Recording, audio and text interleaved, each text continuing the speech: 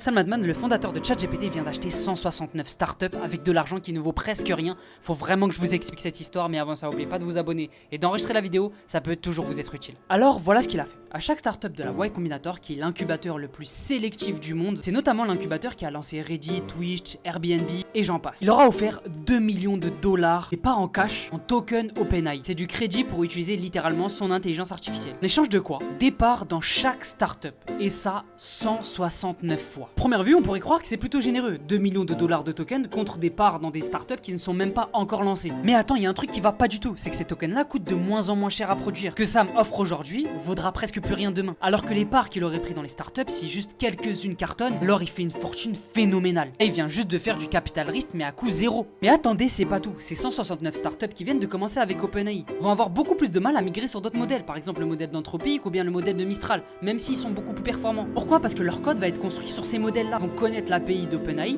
donc ça va être beaucoup plus compliqué à changer. Donc, Sam Altman ne vient pas juste de se faire une fortune en achetant simplement des parts dans les startups. Il vient de s'assurer que les créateurs de demain construisent sur lui, et pas sur ses concurrents, mais simplement sur lui. On peut penser ce qu'on veut de Sam Altman, génie ou manipulation, mais en tout cas il a compris quelque chose bien avant tout le monde.